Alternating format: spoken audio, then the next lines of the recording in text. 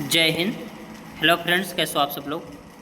तो आज के सेशन में हम बात करेंगे समायोजन के बारे में, सीडीपी के, जो कि मोस्ट इम्पॉर्टेंट है सीटेट के लिए, क्योंकि यहाँ से 2 से 3 प्रश्न देखने को ज़रूर मिलेंगे।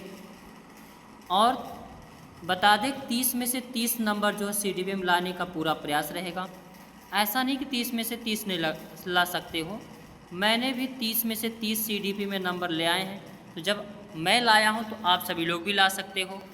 और पूरे सीटेट में 130 प्लस नंबर जो है लाने का जो है पूरा कोशिश किया जाएगा, यानी टारगेट ही है 130 प्लस। और सभी लोग टारगेट अपना 130 प्लस ही बनाइएगा, ताकि अगर कुछ 2-1 प्रश्न इधर उधर गलती हो रहा है तो भी जो है अच्छा खासा नंबर आ सके। पास होने के लिए नहीं पढ़ना है, पढ़ना है अच्छे रैंक के लिए। जितना अच्छे से पढ़ाई की जाएगी आगे उतना ही जो है बेनिफिट मिलेगा, क्योंकि सुपर टेट भी आने वाली है, उसमें भी सीडीपी रहेगा।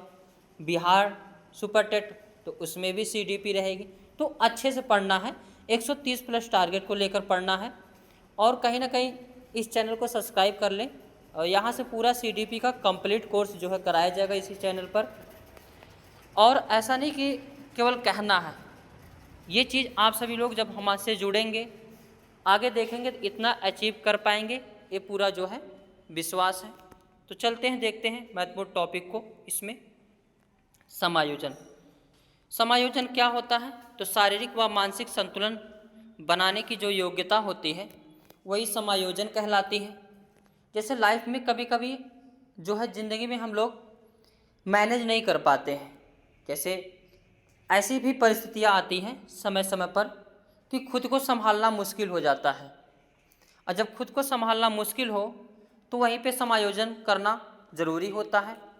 अगर समायोजन नहीं कर पाते हैं या वातावरण के अनुसार अपने आप को नहीं ढाल पाते हैं तो ये समायोजन नहीं हो पाएगा। तो समायोजन क्या है? जैसी परिस्थिति उसी के अनुसार अपने आप को ढाल लेना ही समायोजन कहलाता है। यानी शरीर कुछ और चाह रही है, मन कुछ और चाह रहा है, दोनों में अगर हम संतुलन बना लेंगे, यही क्या है? समायोजन है। आगे देखेंगे महत्वपूर्ण विद्वानों के अनुसार क्या क्या परिभाषाएं दी हैं। तो गेट्स व अन्य के अनुसार समायोजन निरंतर चलने वाली प्रक्रिया है, जिसके द्वारा व्यक्ति अपने व वातावरण के मध्य संतुलन बनाए रखने के लिए अपने व्यवहार में परिवर्तन करता है। तो इसमें मैं कुछ मनोवैज्ञानिकों के परिभाषा को भी लिया हूँ, वो कहीं ना कहीं यही परिभाषा एग्जाम में पूछे जाते हैं, तो इस चीज़ को ध्यान रखना है। और इसके अलावा पढ़ने की आवश्यकता भी इस टॉपिक से नहीं पड़ेगी, जितने मनोवैज्ञानिक को मैं पढ़ा दूंगा केवल उतना ही ध्यान से जो है समझ लेना है। आगे एडलर महोदय के अनुसार इन्होंने क्या परिभाषा दी है? तो समायोजन श्रेष्ठता प्राप्त का आधार है। यानी समायोजन क्या है एडलर महोदय के अनुसार? समायोजन श्रेष्ठता प्राप्ति का आधार है। कहीं ना कहीं अगर अपने हम लाइफ में जीवन को समायोजित कर लेते हैं परिस्थिति के अनुसार, तो हम अपने नई ऊंचाइयों बुलंदियों को पा सकते हैं। स्किनर महोदय ने क्या कहे हैं? तो समायोजन एक अधिगम की प्रक्रिया है। स्किनर महोदय जो है ज़्यादातर अधिगम से संबंधित थे। इन्होंने यह बताया कि जो समायोजन क्या है? अधिगम की प्रक्रिया है। और अधिगम किसे कहते हैं? तो जब व्यवहार में परिवर्तन होता है तभी अधिगम होता है, ये भी चीज़ याद रखना है। कोलमैन के अनुसार समायोजन अपनी आवश्यकताओं को पूरा करने तथा दबाव से निपटने के लिए किए गए प्रयासों का परिणाम है। यानी कोलमैन महोदय ने बताया कि जो अपनी आवश्यकता है उसको पूरा करना है, और जो उसको पूरा करने के लिए जो दबाव है उससे निपटने के लिए जो प्रयास होता है वही क्या है? समायोजन है। जैसे सबके लाइफ में कोई ना कोई आता है, ज़िंदगी को तबाह कर देता है, बर्बाद कर देता है, और लाइफ को जो है समायोजित करना मुश्किल हो जाता है। तो उस समय, या ये भी कह सकते हो किशोरावस्था में ऐसी परिस्थितियाँ आती हैं जो समायोजित करना मुश्किल हो जाता है। लाइफ की टेंशन, शादी विवाह की टेंशन, परिवार की टेंशन, रोजगार की टेंशन, तो उसमें कहीं ना कहीं जो है दबाव आता है। उस दबाव के लिए जो हम प्रयास करते हैं, मेहनत करते हैं, वर्क करते हैं, वही क्या है? समायोजन है। बोरिंग, लैंगफिल्ड और बेल्ड महोदय के अनुसार क्या है? तो समायोजन वह प्रक्रिया है जिसके द्वारा व्यक्ति अपनी आवश्यकताओं को प्रभावित करने वाली परिस्थितियों के मध्य संतुलन स्थापित करता है। तो इन सब की डायरेक्ट परिभाषा पूछी जा सकती है, इसलिए इन लोगों को पढ़ना आवश्यक होता है। तो बोरिंग, लैंगफिल्ड व बेल्ट ने क्या बताया है कि समायोजन वह प्रक्रिया है जिसके द्वारा व्यक्ति अपनी आवश्यकताओं को प्रभावित करने वाली परिस्थितियों के मध्य संतुलन स्थापित करता है। इन दो फिगर के माध्यम से हम लोग देखते हैं इसको। कहीं ना कहीं गोलगप्पे खाना थोड़ा सा ये मैं एग्जाम्पल जान के लिया हूँ, सिंपल डेली लाइफ से संबंधित। गोलगप्पे खाना सबका जो है अच्छा लगता है, हमको भी अच्छा लगता है, नहीं हमको नहीं अच्छा लगता, सबको अच्छा लगता है।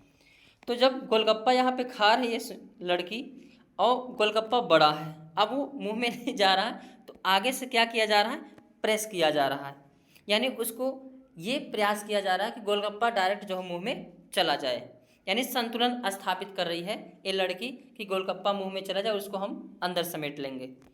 और यहाँ पे अगर इस फिगर में देख पाएंगे तो सभी जो है अगर जाएंगे मेला वगैरह में, तो आजकल एक फ़ोटो का ट्रेंड बन गया है, ऐसे फ़ोटो लगा होता है और ये चारों तरफ 360 डिग्री जो है ये घूम के फ़ोटो लेता है, वीडियो बनाता है। तो यहाँ पे क्या है, अपने आप को जो है प्रभावित जो कर रहा है उसको हम लोग समायोजित कर रहे हैं। आगे समायोजन की विशेषताएं क्या होती हैं इसके बारे में जानते हैं। तो समायोजन निरंतर चलने वाली प्रक्रिया है, जाहिर सी बात है, चाहे हर परिस्थिति में किसी भी परिस्थिति में हो हमेशा जो है समायोजन करना पड़ता है, इसलिए समायोजन जो है निरंतर चलने वाली प्रक्रिया है। जैसे बचपन से लेकर यानी जन्म से लेकर कब्र तक कुछ ना कुछ सीखते रहते हैं, ठीक उसी प्रकार जन्म से लेकर कब्र तक समायोजन भी करते रहते हैं।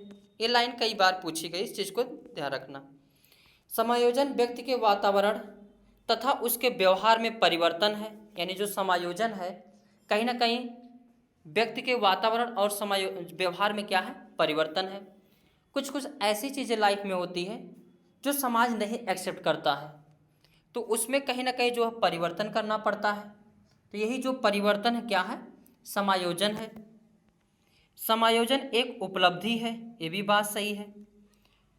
हाँ, सबके बस की बात जो है जिंदगी या लाइफ को समायोजन करना अच्छा, या फिर कह सकते हैं अपने आप में एक महत्वपूर्ण इसको क्वालिटी माना जाता है। यानी हर व्यक्ति खुद ही समायोजन नहीं कर पाता है। कुछ व्यक्ति जो समायोजन समाज के डर से करते हैं, कुछ समायोजन माता पिता के डर से करते हैं। मैं तो भाई अपने बड़े भैया के डर से करता हूँ, तो कुछ बड़े भाई या दीदी इन सब के डर से करते हैं, कुछ लोग मामा या किसी के डर से करते हैं। यानी समायोजन जो है एक उपलब्धि भी है। समायोजन मनोवैज्ञानिक एवं शारीरिक दोनों है। अब अगर कोई डॉक्टर मना किए हैं गोलगप्पा खाना नहीं है, तो कहीं ना कहीं मन तो मानेगा नहीं, फिर भी हमको समायोजन करना है कि नहीं। शरीर तो कहेगा, मन तो कहेगा इसको खा लेते हैं, जबकि शरीर में उसका नुकसान हो रहा है। तो कहीं ना कहीं जो है समायोजन जो है मनोवैज्ञानिक और शारीरिक दोनों होता है। समायोजन शारीरिक व मानसिक संतुलन है, ये भी बात सही है। अगर मानसिक संतुलन ठीक नहीं है तो व्यक्ति समायोजन नहीं कर पाता है। अगर जो है शारीरिक और मानसिक संतुलन सही है, ठीक है, तो समायोजित कर लेंगे।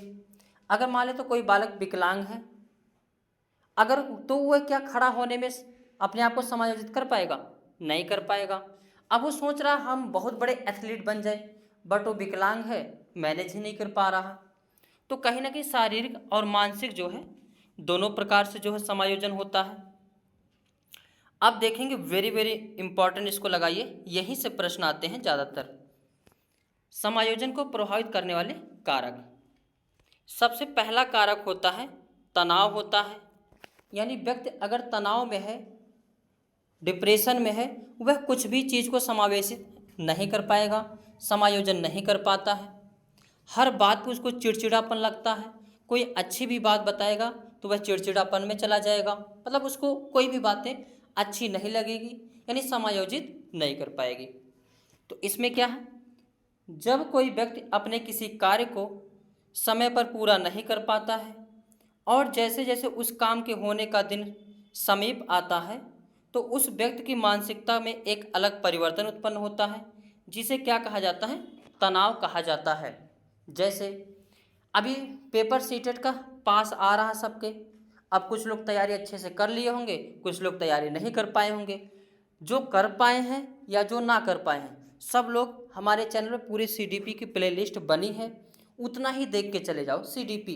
बाकी चीज़ें मैं कराते रहूँगा, 25 तारीख से मैराथन भी दूंगा, तो अगर उसको भी देख के जाते हो तो कहीं ना कहीं बहुत सुकून मिलेगा और ऐसा फील आएगा कि हाँ, हमने सीडीपी को पूरा तैयार कर लिया है। और जब मैराथन दूंगा तो उसको भी लगेगा हमने तैयार कर लिया है। तो अगर कोई भी काम समय पर पूरा नहीं कर पाते हैं तो वही क्या कर देता है, तनाव उत्पन्न कर देता है। अब जैसे यहाँ महिला पूरा एकदम तनाव में दिख रही है, यहाँ पुरुष तनाव में दिख रहा। ये पुरुष हो सकता लाइफ में आगे बढ़ना चाहता हो, नहीं बढ़ पाया, समय पर काम नहीं कर पाया तो ये तनाव में चला गया। ये महिला को कोई वर्क मिला होगा, नहीं कर पाई, फैमिली का टेंशन हो सकता है, घर का टेंशन हो सकता है, तो इससे जो तनाव है उत्पन्न, यही क्या है, तनाव है, पूरा झंझनाहट, सैड। महिलाएं जो है यानी लड़कियां जो होती हैं, वो अपने तनाव को थोड़ा सा भाव को व्यक्त करके बोलती हैं, यानी चिल्लाकर बोलती हैं। जबकि पुरुष जो होते हैं, ये थोड़ा सा अंतर पाया जाता है महिलाओं और पुरुषों में। पुरुष जो होता है वह तनाव को अकेले सहना चाहता है, अकेले चुपचाप रहना चाहता है, जबकि महिलाएं जब तनाव में होती हैं तो अपनी जो तनाव भड़ास होती है वो किसी पर निकालना चाहती हैं। इसलिए दोनों में कम्बिनेशन नहीं बैठ पाता है। इसलिए मैं कहता हूँ सीडीपी पढ़ना बहुत ज़रूरी होता है। सीडीपी पढ़ने से लाइफ में ज़िंदगी जीने का तरीका, हस्बैंड वाइफ में रहने का तरीका, परिवार में कैसे रहना है, इस सब के तरीका का जो है जानकारी हो जाता है।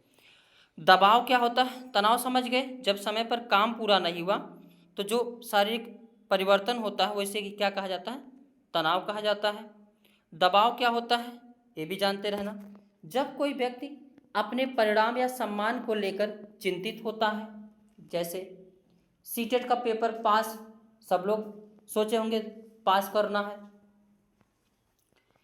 और या सम्मान को लेकर चिंतित होता है और किसी अन्य व्यक्ति के विचारों से उसके मस्तिष्क पर जो प्रभाव पड़ता है उसे दबाव कहते हैं। अब जैसे इसमें सबके लाइफ में यही है कि जॉब जॉब जॉब, हर लगभग 90-95% नवयुवक का यही है कि जॉब कैसे मिलेगा, लाइफ कैसे सेटल होगी। तो अब वो पूरे मेहनत के साथ सीटेट की तैयारी कर रहा है, सोच रहा है सीटेट पास हो जाएंगे तो बिहार बीपीएससी ट्री 4 आ रहा है, इसमें हम शामिल हो सकेंगे, यूपी सुपर टेट आ रही है उसमें शामिल हो पाएंगे। तो ये जो प्रभाव है, इसमें कोई बगल वाला कह रहे यार तुम्हारे बस की बात कुछ नहीं है, तुम कुछ नहीं कर पाओगे, तुम्हारा सीटेट ही पास नहीं होगा। तो ये सब बातें सुनने से जो व्यक्ति के मस्तिष्क पर प्रभाव पड़ता है उसे ही क्या कहा जाता है, दबाव कहा जाता है। दबाव कितने प्रकार के होते हैं ये भी पॉइंट पूछा गया है, 2 प्रकार के होते हैं। एक होता है यूस्ट्रेस, एक होता है डिस्ट्रेस। जो यूट्रेस दबाव होता है वो सकारात्मक होता है और जो डिस्ट्रेस दबाव होता है वो नकारात्मक होता है। अब कोई कहेगा दबाव किस प्रकार का सकारात्मक नकारात्मक हो सकता है, तो जैसे लाइफ में या एक हफ्ते की अगर हम बात करें तो लगभग 3 दिन अगर आप परेशान रहते हैं, दबाव में रहते हैं, डिप्रेशन में रहते हैं तो ये नॉर्मल बात है, कोई दिक्कत नहीं। लेकिन 7 के 7 दिन अगर दबाव में रहते हैं, डिप्रेशन में रहते हैं तो दिक्कत की बात है। तो ज़िंदगी में लाइफ में अगर आगे बढ़ना है तो दबाव को लेके चलना है, दबाव को लेना है, डिप्रेशन में चलना है। यानी एक हफ्ता में कम से कम 3 दिन परेशान होना बहुत ज़रूरी है लाइफ में आगे बढ़ने के लिए। लेकिन अगर 3 से 5 दिन होता है, 5 से 7 दिन होता है तो फिर ये जो है नकारात्मक दबाव हो जाएगा, यानी डिस्ट्रेस हो जाएगा। इसके आगे अगर हम लोग देखेंगे द्वंद्व। द्वंद्व क्या होता है ये भी बहुत इम्पॉर्टेंट है। द्वंद्व तो जब व्यक्ति को 2 अलग अलग परिस्थितियों में फंस जाता है, जब वह मानसिक संघर्ष में आ जाता है और निर्णय नहीं कर पाता है कि क्या करे और क्या ना करे, तो वह द्वंद्व की अवस्था होती है। जैसे सबके लाइफ में एक ऐसा मौका आता है जहाँ पे ऐसी परिस्थितियाँ आ जाती हैं कि हम इसको छोड़े या उसको पकड़े, या इसको पकड़े उसको छोड़े। तो यहाँ पे द्वंद्व वाली स्थिति आ जाती है। जैसे लाइफ में एक साथ ही अगर किसी का ITI का पेपर, किसी का UPP का पेपर एक साथ आ गया, तो यहाँ पे कौन सी स्थिति उत्पन्न होगी? द्वंद्व की। अब क्या पता ऐसे शादी का दो ऐसे मैटर आ गए, दोनों लड़की अच्छी हैं, अब ये समझ में नहीं आ रहा किस लड़की को पकड़े किस लड़की को छोड़े, यानी किससे शादी करे किससे ना करे। तो यहाँ पे जो भाव उत्पन्न होगा वही क्या है? दबाव है। या एक साथ दो एग्जाम जो तुम पूरे लाइफ में चाहते हो उस चीज़ को, दोनों एक साथ ही आ जाए, एक ही दिन पड़ जाए, तो उस समय जो परिस्थितियाँ आती हैं वही क्या है? द्वंद्व है। एक होता है दुश्चिंता। दुश्चिंता क्या होता है इसके बारे में जानते हैं। देखो, ये वीडियो केवल CDP के लिए ही ज़रूरी नहीं है, बल्कि लाइफ के लिए भी ये वीडियो ज़रूरी है, क्योंकि इसमें जीने का तरीका, अपने जीवन जीने का तरीका सिखाया गया है। अपने आप को कैसे मैनेज करना है, ज़िंदगी में कैसे दबाव से अलगाव होना है, या अपने ज़िंदगी में ऊंचाई पर ले जाने के लिए कैसे हमें समायोजन करना, कैसे रहना है। तो ये वीडियो केवल सीटेट के लिए नहीं है, बल्कि सभी के लिए है जो भी ज़िंदगी में आगे बढ़ना चाहते हैं। अब दुश्चिंता क्या होती है? जब अचेतन मन की बातें चेतन मन में आ जाती हैं, तो पुरानी बातें यानी घटनाएं याद आने लगती हैं, और उसके मन मस्तिष्क में जो परिवर्तन उत्पन्न होता है उसे ही दुश्चिंता कहते हैं। वेरी इंपॉर्टेंट लगाइए, किशोरावस्था में सबको पाया जाता है। क्या पता ये चीज़ें हो, बहुत जो पहली वाली थी वो मस्त थी, लेकिन दूसरी वाली जो होने जा रही है वो थोड़ा सा मस्त नहीं है। वैसे जो भी चीज़ें लाइफ में होता है, जो पहला चीज़ होता है वो ज़िंदगी भर के लिए अच्छा ही होता है। और एक ये भी बात है, जैसे लड़का चाह रहा था किसी और को, जबकि उसकी शादी हुई किसी और से, तो जब भी वह जो है उसे कभी कभी बातें याद आ जाती हैं पुरानी वाली जो यानी जो सबसे पहली वाली थी उसकी बात याद आ जाती है, तो वह दुश्चिंता में चला जाता है। यानी पुरानी बातों को याद कर लेना, यानी जो बातें हम भूल गए उसको याद करना नहीं चाहते हैं, फिर भी वो बातें याद आ जा रही हैं, यही क्या है? दुश्चिंता है। और ऐसे लाइफ में होता रहता है, और इसको लेकर जो बहुत भारी चीज़ें नहीं मानी जाती हैं। अब जैसे यहाँ पर शादी हुई किसी दूसरे लड़की से और इसका प्रेम था दूसरे लड़की से। अब ये जब भी जो है बातें करता है तो वो पुरानी बातें याद आ जाती है, तो इसके मन में जो परिवर्तन होता है वही क्या है? दुश्चिंता है। आगे अगर हम देखेंगे भगनासा, कुंठा या अवसाद क्या होता है, तो जब किसी व्यक्ति को किसी कार्य के होने की पूरी उम्मीद होती है तथा व्यक्ति उसके परिणाम के इंतजार में रहता है, परंतु सकारात्मक परिणाम नहीं मिलता है, तो उसके मन में कुंठा उत्पन्न होती है। ऐसी स्थिति में व्यक्ति अपने भाग्य को दोषी मानने लगता है, जिससे व्यक्ति अवसाद में चला जाता है। ये सबके लाइफ में होता है। अगर इसको हम सिंपल थोड़ा समझें लव के एंगल से, तो थोड़ा सा चीज़ें आसानी से समझ में आ जाती हैं। अब कोई बालक था, कोई लड़की थी, वो एक दूसरे से प्रेम करते थे, और उन्हें यह था कि अब की बार मैं जॉब पा जाऊंगा तो हम दोनों लोग आपस में शादी कर लेंगे। जबकि ना जॉब मिलती है ना शादी होती है, तो जो उम्मीद थी वह टूट गई। जब उम्मीद टूट गई तो लड़का क्या सोचता है? हमारी किस्मत में ही ये गड़बड़ लिखा है, या लड़की क्या सोचती है? हमारी किस्मत में ही ये गड़बड़ लिखा गया है। तो जो भाव गड़बड़ की आती है, किस्मत पर आता है, तो व्यक्ति सोचता हमारे लाइफ में क्या है, सब कुछ ख़त्म है। इसलिए मैं अपनी तरफ से बातें ये कहता हूँ कि सभी लोग ज़िंदगी में कोई भी काम करो, एक काम करो लेकिन दूसरा के लिए तैयार किए रहो, ताकि एक के यहाँ से अगर गड़बड़ी मिलती है तो दूसरे में सेटल हो जाओ। दो रास्ते हमेशा जो है रखे रहना चाहिए, क्योंकि लाइफ में कोई भी ऐसा नहीं है जो पहली बार में ही सक्सेस हो जाए। तो भगनासा, कुंठा या अवसाद समझ गए, यानी जिसकी उम्मीद थी वह नहीं मिला, तो व्यक्ति क्या अपने आप को दोषी मानने लगता है या भगवान को दोषी मानने लगता है। तो जो परिवर्तन होता है वही क्या है? भग्नाशा, कुंठा या अवसाद होता है। भग्नाशा भी कितने प्रकार के होते हैं? 2 प्रकार के होते हैं। एक होता है बाह्य कारक, एक होता है आंतरिक कारक। यानी जो भग्नाशा या कुंठा है इसके 2 कारक हैं, बाह्य कारक और आंतरिक कारक। बाह्य कारक में क्या आते हैं? भौतिक कारक आते हैं, आर्थिक कारक हो सकता है और सामाजिक कारक। जैसे व्यक्ति किसी वस्तु की चाह में था या किसी चीज़ की आवश्यकता में था, चाह में था कि ये मिल ही जाएगा, लेकिन वह नहीं मिला। रुपया, पैसा, सामाजिक इज्जत, कुछ भी हो सकता है। तो ये कैसा कारक होता है? बाह्य कारक। एक होता है आंतरिक कारक। आंतरिक कारक में क्या है? विरोधी इच्छाएं, नैतिक आदर्श, शारीरिक दोष, इन सभी के द्वारा होता है। अब कोई बालक सोच रहा मैं जो है पुलिस फोर्स में जाऊंगा या बीएसएफ में जाऊंगा, लेकिन उसका हाथ टेढ़ा है या पैर से विकलांग थोड़ा सा है तो वह नहीं जा पाएगा।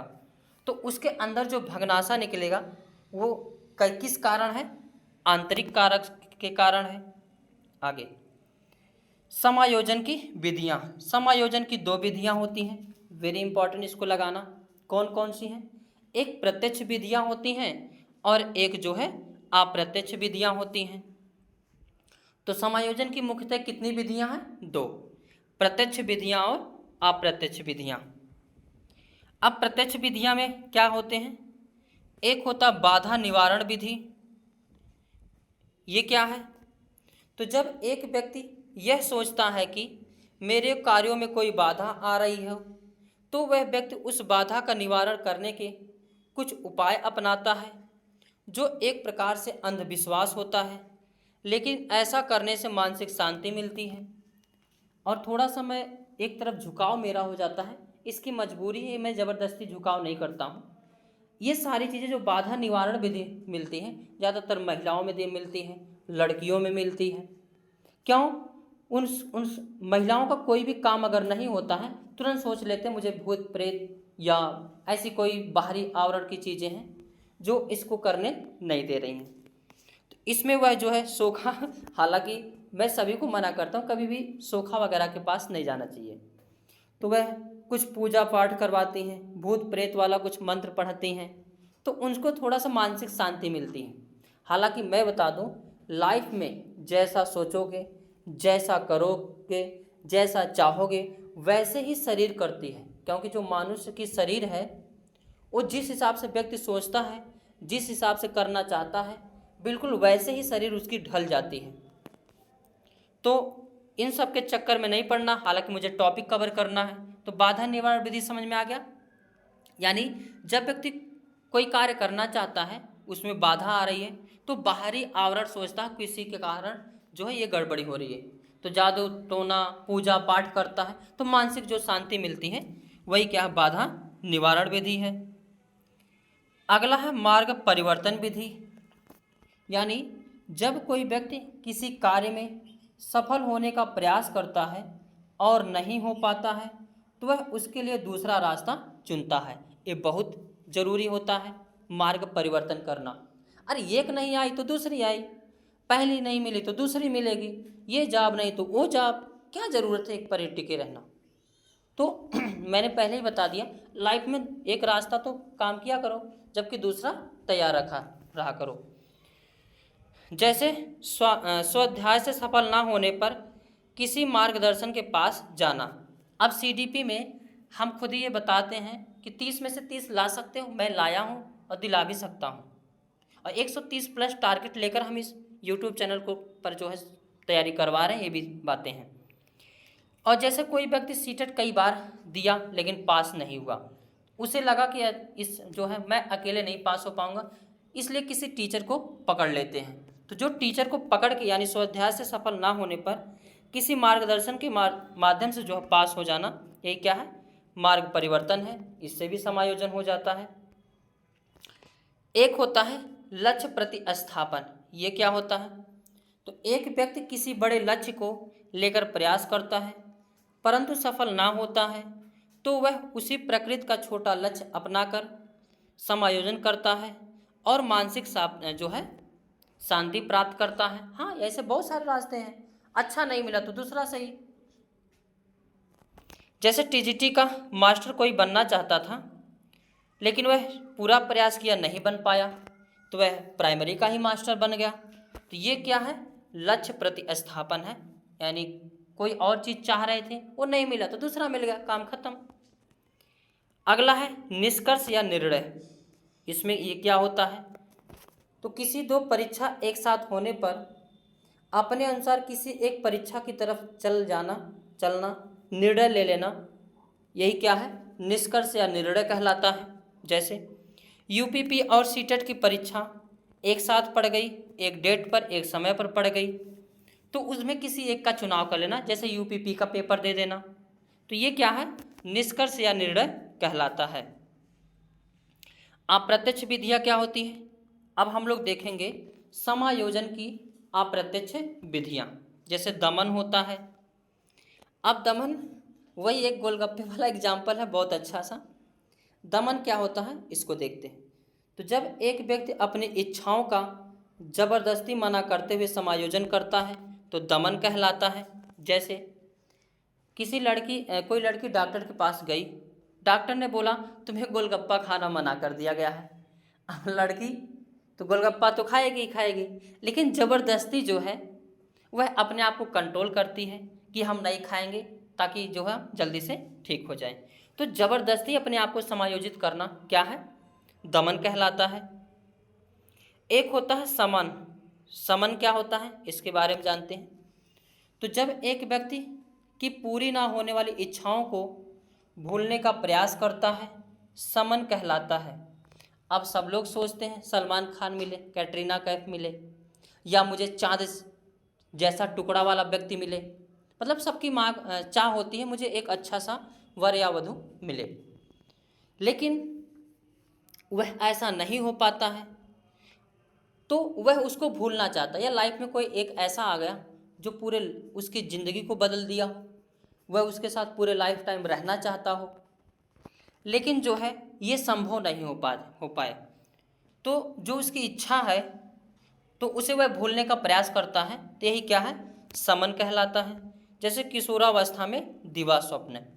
किशोरावस्था एक ऐसी अवस्था होती है जिसमें बालक दिवा स्वप्नों में खोया रहता है, यानी सपनों की दुनिया में दिन भर सपना देखता रहता है कि हम आईएएस हो गए, आईपीएस हो गए, पीएम बन गए, सीएम बन गए, ना जाने क्या क्या सपने में ही वह बन जाता है। हालांकि दिवा स्वप्न ठीक है, लेकिन उतना ज़्यादा अच्छा नहीं है। जब तक तैयारी कर रहे हो, ये रहे कि तैयारी पर ध्यान देना चाहिए, दिवा स्वप्न पर नहीं, क्योंकि जहाँ तुम दिवा स्वप्न पर ध्यान दिए वहीं तुम्हारी तैयारी थोड़ा सा ठप हो जाती है। आगे अब दिवा स्वप्न क्या होता है ये भी बात आ जाती है। तो जब व्यक्ति को कोई पद या वस्तु हाथ लगने की संभावना नहीं होती है तो उसके बारे में केवल कल्पना करता है, यही क्या होता है? दिवा स्वप्न। इंटर में एक इंग्लिश चैप्टर ही था दिवा स्वप्न पर आधारित। तो दिवा स्वप्न में क्या है? यानी व्यक्ति जो बनना चाहता है या पाना चाहता है, जब वह बन नहीं पाता है या उस चीज़ को पा नहीं पाता है तो उसके बारे में केवल कल्पना ही कर लेता कि मैं डीएम बन गया, एसडीएम बन गया, सपने में ही बैठा खोया रहता कि मैं ये तो बन गया, और कुछ देर के लिए बन भी जाता है। ऐसा किसके किसके साथ हुआ कमेंट बॉक्स में ज़रूर बताना। ऐसा तो मेरे साथ होता है, मैं कभी कभी बैठे बैठे रहता हूँ, ना जाने क्या क्या बन जाता हूँ, और फिर उसके उसी क्षण वो एक्शन भी होने लगता। उस टाइम पे अगर कोई बुला दिया तो वही वाली फीलिंग आती है जो पीएम या सीएम जो हम बने होते हैं। जैसे काश मैं इंद्र होता तो सबको माला माल कर देता, ये तो मैं वैसे ही लिख दिया, हालांकि कोई माला माल नहीं करता, ठीक है। तो इंद्र तो बन नहीं पाएगा, वो केवल ख्याली पुलाव पका रहा सोच रहा है। आगे एक होता है नकारना। नकारना क्या है? तो जब एक व्यक्ति यह सोचता है कि कोई कार्य व्यवहार करने में वह सामर्थ्यवान नहीं है तो वह उस कार्य व परिस्थिति को नकार देता है। यानी जैसे कोई भी टीजीटी का पेपर देना है, अब घर वाले कह रहे हैं तुम्हें यही करना है, जबकि बालक को ये पता है कि मैं वो कर ही नहीं पाऊंगा, कितना भी प्रयास करूं उसमें सफल ही नहीं होऊंगा, तो उसको क्या करता है? नकार देता है। यही क्या है? नकारना। जैसे एमए की परीक्षा पास ना होने पर प्रवक्ता भर्ती को नकार देना, या सीटेट की पेपर ना पास होने पर सुपर टेट की भर्ती को नकार देना। आगे है प्रक्षेपण, वेरी इंपॉर्टेंट इसको लगाना। एक कई बार सीडीपी में पूछा गया है, टेट में भी पूछा गया है और सीटेट में भी पूछा गया है। प्रक्षेपण क्या होता है? तो जब कोई व्यक्ति अपनी गलती को दूसरे पर थोप देता है, प्रक्षेपण कहलाता है। इसका एक बढ़िया सा चलता है, अमिताभ बच्चन का बहुत पहले गाना चलता था, नाच न जाने वैसे तो ये मुहावरा है, नाच न जाने आंगन टेढ़ा, यानी हम वो चीज़ कर नहीं पा रहे हैं लेकिन दूसरे में हम क्या कह रहे हैं, आंगन ही टेढ़ा है। तो प्रक्षेपण क्या होता है? अपनी गलती को दूसरे पर क्या कर देना, थोप देना ही प्रक्षेपण कहलाता है। इसका डायरेक्ट पूछा जाता है, नाच न जाना आंगन टेढ़ा किसका उदाहरण है? तो प्रक्षेपण का, यानी नाचना नहीं आ रहा है, कह रहे हैं आंगन ही टेढ़ा है, यानी पास नहीं कर पा रहे, कह रहे सिलेबस ही तगड़ा आ गया है या टीचर ने अच्छे से पढ़ाया ही नहीं। एक होता है मनोरचना, ये क्या होता है? वेरी इंपॉर्टेंट इसको लगाना। तो जब कोई व्यक्ति अपने मौलिकता से हटकर किसी प्रतिक्रिया का निर्माण करता है तो मनोरचना कहलाता है। जैसे बगुला भगत होना, अब कोई भी व्यक्ति बगुला भगत तो है नहीं, अब कोई कहते मैं पूरे लाइफ में कभी झूठ ही नहीं बोलता हूँ, तो ये क्या है? बगुला भगत होना, यानी मनोरचना करना। एक होता है आत्मीकरण या तादात्मीकरण, जब कोई व्यक्ति किसी एक क्षेत्र में बार बार असफल होता है तो वह अपने आप को उसी प्रकार के किसी दूसरे व्यक्तियों से जोड़कर बताने लगता है, इसी को क्या कहा जाता है? आत्मीकरण या तादात्मीकरण। जैसे राम ने सीटेट में फेल हुआ तो श्याम से कंपेयर करके जो है कर लिया, चलो मैं नहीं फेल हुआ तो भी हमारा मित्र नहीं फेल हुआ, हम नहीं पास हुए वो भी देखो फलाने का लड़का नहीं पास हुआ, वो भी देखो पास नहीं हुआ। तो अपने आप को दूसरे से कंपेयर करना, यही क्या है? आत्मीकरण या तदात्मीकरण होता है, यानी थोड़ा सा मन में सुख मिलता है, आराम मिलता है। एक होता है प्रत्यागमन, जब एक व्यक्ति परिस्थितियों से दूर जाकर समायोजन करता है तो उसे प्रत्यागमन कहते हैं, यानी वह जिस भी परिस्थिति में रह रहा है उससे थोड़ा सा हट के अपने आप को समायोजन करना प्रत्यागमन कहलाता है।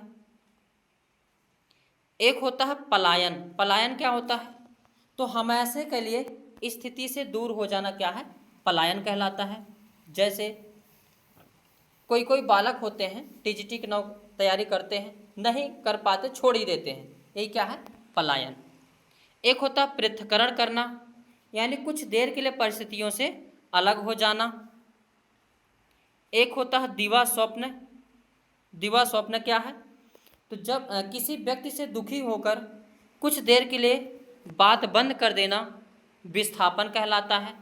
जैसे ये हस्बैंड वाइफ या लवर में ये बराबर होता रहता है, लड़का गुस्सा आता है तो थोड़ी देर के लिए बंद कर देता है बात करना, लड़की भी गुस्सा आती है थोड़ी देर के लिए बात करना बंद कर देती है, फिर धीरे से थोड़ी देर बाद और क्या हाल चाल है स्टार्ट हो जाता है। एक होता है क्षतिपूर्ति, यानी जब एक व्यक्ति में किसी प्रकार की कोई कमी होती है तो वह उसकी पूर्ति के लिए जो उपाय अपनाता है उसे ही क्षतिपूर्ति कहते हैं। जैसे सीटेट ना पास कर पाने पर उसमें थोड़ा सा अपने पढ़ाई में चेंजिंग करना, बदलाव ले आना, यही क्या है? क्षतिपूर्ति कहलाता है। आगे